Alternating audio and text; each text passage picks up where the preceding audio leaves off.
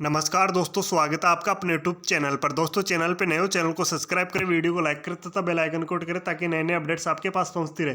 दोस्तों, आज का वीडियो बहुत ही इंपॉर्टेंट होने वाला, क्योंकि दोस्तों आज बात करने वाले बजट 2025 को लेकर। जैसा कि आपने देखा होगा दोस्तों, 1 फरवरी को यानी बजट आने वाला है, इंडिया बजट आने वाला है। इसमें दोस्तों किस सेक्टर को कितनी ग्रोथ मिलने वाली है। दोस्तों, आप एक भारतीय नागरिक हो तो दोस्तों ये वीडियो आपके लिए बहुत ही इंपॉर्टेंट होने वाला है। यहाँ पर हम पूरे दोस्तों बजट में होने वाले पूरे क्षेत्र को कवर करने वाले, जानने वाले किस क्षेत्र को क्या मिल सकता है और साथ ही दोस्तों क्या परिवर्तन होने से उस क्षेत्र में कितनी ग्रोथ हो सकती है, सरकार क्या घटा सकती है, क्या बढ़ा सकती है। दोस्तों, आप एक स्टॉक मार्केट इन्वेस्टर हो या किसी भी प्रकार के इन्वेस्टर्स हो तो दोस्तों ये वीडियो आपके लिए बहुत ही इंपॉर्टेंट होने वाला है। जिस प्रकार से दोस्तों आप निर्मला सीतारमण वित्त मंत्री के चेहरे पे मुस्कान देख रहे हो, क्या दोस्तों इस बजट में 2025 वाले बजट में क्या 121 करोड़ भारतीयों के चेहरे पर भी इसी प्रकार से मुस्कान देखने को मिलेगी। तो दोस्तों वीडियो बहुत ही इंपॉर्टेंट होने वाला। अभी हम पूरे बजट की एनालिसिस करने वाले हैं, किस सेक्टर को क्या मिलने वाला और क्या हो सकता है। चलो दोस्तों शुरुआत करते हैं। देखो दोस्तों, सबसे पहला अपना पॉइंट होने वाला है टैक्स परिवर्तन, यानी कि टैक्स में क्या परिवर्तन हो सकता है। अगर इन तमाम टैक्सों में दोस्तों परिवर्तन होता है तो क्या होता है, देखें दोस्तों क्या हो सकता है। यानी सबसे पहले बात करते हैं टैक्स सुधारों की। क्या सरकार टैक्स स्लैब में कोई बदलाव करेगी। दोस्तों, टैक्स स्लैब में बदलाव होता है तो दोस्तों बहुत बड़ी चीज़ें देखने को मिलती है।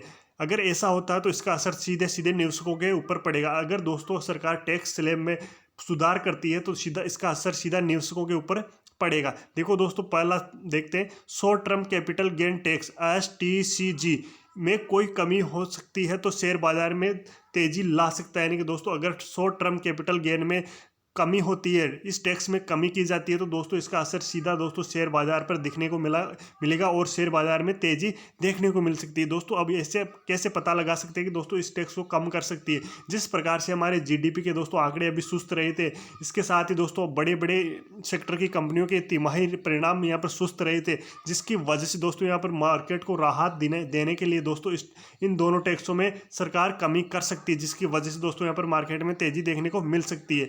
इसके साथ ही देखें दोस्तों long term capital gain tax LTCG पर भी कोई राहत मिल सकती है, जिससे निवेशकों का आत्मविश्वास बढ़ेगा। यानी कि दोस्तों अगर long term capital gain tax पर दोस्तों राहत मिलती है तो इसलिए लोग यहाँ पर स्टॉक मार्केट की तरफ आकर्षित होंगे और उनका विश्वास बढ़ेगा कि दोस्तों यहाँ पर लॉन्ग टर्म में अच्छा रिटर्न बन सकता है। इसके अलावा अगर इंफ्रास्ट्रक्चर और टेक्नोलॉजी सेक्टर के लिए टैक्स बेनिफिट्स दिए जाते हैं तो इन सेक्टरों में स्टॉक में तेजी ला सकती है। इसके साथ ही दोस्तों इंफ्रास्ट्रक्चर और टेक्नोलॉजी वाले सेक्टरों में दोस्तों कंपनी उनको राहत देती है तो इन सेक्टर की कंपनियां भी यहाँ पर अच्छा कर सकती है। देखिए दोस्तों, अगर अपन बात करें दूसरा पॉइंट कौन सा होने वाला है तो दूसरा पॉइंट होने वाला है यहाँ पर इंफ्रास्ट्रक्चर में निवेश।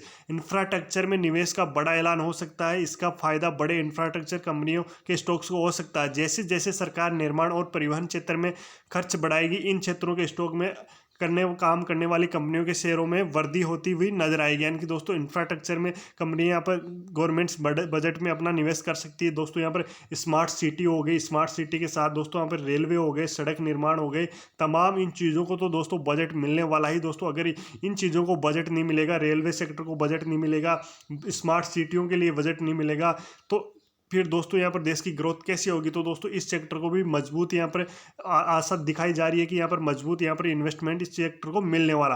अब अगर बात करें दोस्तों तीसरा पॉइंट क्या होने वाला है बजट 2025 में, तो दोस्तों तीसरा पॉइंट होने वाला है स्टॉक मार्केट के लिए दोस्तों FDI, यानी कि दोस्तों FDI यानी विदेशी निवेश को लेकर बजट में कुछ नई घोषणाएं हो सकती है। यानी कि दोस्तों जिस प्रकार से अभी हमारा GDP का दोस्तों आंकड़ा सुस्त रहा था, उसकी वजह से दोस्तों यहाँ पर FDI वाले यहाँ पर दोस्तों उनकी नज़र यहाँ पर वो कम आकर्षित हुए और यहाँ से अपना बहुत ज़्यादा माल निकालने की वजह से दोस्तों यहाँ पर अभी शेयर मार्केट में गिरावट देखने को मिली थी। तो दोस्तों FDI वालों को वापस यहाँ पर आकर्षित करने के लिए दोस्तों उनको यहाँ पर राहत दी जा सकती है, जिसकी वजह से दोस्तों यहाँ पर फॉरेन इन्वेस्टर यहाँ पर वापस भारत इंडिया की तरफ आकर्षित हो सकते हैं, जिसकी वजह से दोस्तों यहाँ पर अच्छी तेजी देखने को मिल सकती है। यानी कि दोस्तों FDI का मतलब होता है फॉरेन डायरेक्ट इन्वेस्टमेंट, यानी कि दोस्तों विदेशी निवेशकों को आकर्षित करने के लिए गवर्नमेंट अभी बजट में कुछ कर सकती है, जिसकी वजह से दोस्तों यहाँ पर शेयर मार्केट को बूस्ट मिल सकता है। इसके साथ ही देखिए दोस्तों चौथा पॉइंट की बात करें तो यहाँ पर चौथा पॉइंट होने वाला स्टार्टअप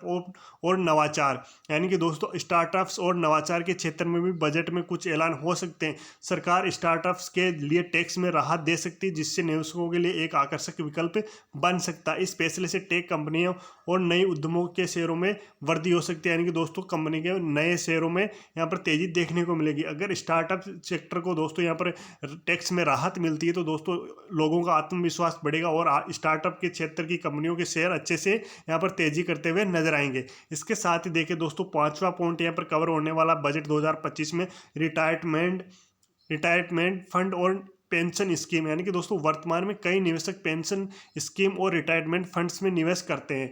बजट में अगर इस फंड्स में टैक्स में राहत दी जाती है तो इससे इन फंड्स में निवेश बढ़ सकता है और पेंशन फंड्स में स्टॉक्स में तेजी आ सकती है, यानी कि दोस्तों स्टॉक म्यूचुअल फंड वाले स्टॉक्स में यहाँ शानदार तेजी देखने को मिल सकती है अगर दोस्तों रिटायरमेंट फंड एंड इसके पेंशन स्कीम में कम बजट में कुछ मिलता है। तो देखो दोस्तों, ये फंड वाली स्कीम से इनमें दोस्तों यहाँ पर अगर बजट में राहत मिलती है, इनको टैक्स में छूट मिलती है, तो यहाँ पर इन सेक्टर के शेयर अच्छे से तेजी करते हुए नजर आ सकते हैं। इसके साथ ही देखिए दोस्तों, छठा सेक्टर होने वाला अपना यहाँ पर कृषि क्षेत्र। अगर कृषि क्षेत्र एग्रीकल्चर सेक्टर में के लिए बजट में कुछ ऐलान हो सकते हैं, तो अगर कृषि को तकनीकी और वित्तीय समर्थन मिलता है तो इस सेक्टर के एग्रीटेक कंपनियों के स्टॉक्स को फायदा हो सकता है। यानी कि दोस्तों अगर बजट में कृषि के लिए तो बड़ा माना जाता है, यानी कि दोस्तों अगर कृषि के लिए कुछ नहीं होगा तो फिर किसके लिए होगा, तो इस पर यहाँ पर उम्मीद लगाई जा रही है कि दोस्तों कि यहाँ पर कृषि सेक्टर की कंपनियों को भी यहाँ पर बूस्ट मिलने वाला है, क्योंकि दोस्तों कृषि के लिए एग्रीकल्चर एंड नई नई तकनीकों की वाली कंपनियों को दोस्तों यहाँ पर से सरकार की तरफ से राहत मिलने वाली है। अगर देखें दोस्तों, यहाँ पर सरकारी कंपनियों की कोई योजना होती है, अगर उनके कंपनियों को दोस्तों यहाँ पर राहत दी जाती है तो वो यहाँ पर उनके शेयर अच्छे से तेजी देखने को मिल सकती है। इसके साथ ही देखें दोस्तों, अगर सातवां पॉइंट अपना हरित ऊर्जा और पर्यावरण, यानी कि दोस्तों ग्रीन एनर्जी एंड इन्वायरमेंट, पारंपरिक ऊर्जा में मुकाबले हरित ऊर्जा के लिए बजट में अधिक निवेश हो सकता है। यानी कि दोस्तों सबसे ज़्यादा निवेश इस सेक्टर को मिल सकता है, हरित ऊर्जा और इन्वायरमेंट वाले को। इससे सोलर, विंड और इको फ्रेंडली कंपनियों के स्टॉक्स में वृद्धि हो सकती है। दोस्तों अगर इस सेक्टर को यहाँ पर सबसे ज़्यादा उम्मीद लगाई जा रही है कि दोस्तों यहाँ पर विंड एनर्जी और रिन्यूएबल एनर्जी वाले सेक्टर में इनके स्टॉकों में शानदार तेज़ी देखने को मिल सकती है, क्योंकि यहाँ पर सबसे ज़्यादा पैसा निवेश इस सेक्टर को मिलने वाला। दोस्तों आठवां सेक्टर हो गया प्राइवेट सेक्टर, यानी कि दोस्तों प्राइवेट सेक्टर का भी बहुत बड़ा रोल होता है। प्राइवेट सेक्टर के लिए कोई नीति या प्रोत्साहन की घोषणा की जा सकती है, इससे प्राइवेट कंपनियों के स्टॉक क्षेत्र पर सकारात्मक असर देखने को मिलेगा। इसके साथ ही देखिए दोस्तों, अगर आप चैनल पे नए हो तो चैनल को जरूर सब्सक्राइब करें। इसके साथ ही दोस्तों आपको पता लग गया होगा दोस्तों, यहाँ पर बजट को लेकर हमने बहुत सारी चर्चाएं की, लगभग 8 पॉइंट यहाँ पर कवर किए। आपको समझ में आ गया होगा दोस्तों यहाँ पर किस सेक्टर को क्या मिलने वाला। इसके साथ ही दोस्तों चैनल पे नए हो तो चैनल को जरूर सब्सक्राइब कर लो, क्योंकि दोस्तों ऐसी अपडेट यहाँ आज तो दोस्तों संडे था, इस वजह से दोस्तों हमने बजट वाले टॉपिक को कवर कर लिया, लेकिन रोज यहाँ पर दोस्तों केवल only for stock market analysis and education वाले वीडियो आपको प्रोवाइड करवाए जाते हैं। इसलिए साथ ही आप दोस्तों कमेंट करके बता सकते हो दोस्तों आपको कोई सी भी स्टॉक के बारे में एनालिसिस चाहिए और स्टॉक मार्केट से कुछ भी आपको जानकारी प्राप्त करनी है तो आप कमेंट करके पूछ सकते हो। इसके साथ ही चैनल पे नए हो तो चैनल को जरूर सब्सक्राइब कर लो। धन्यवाद।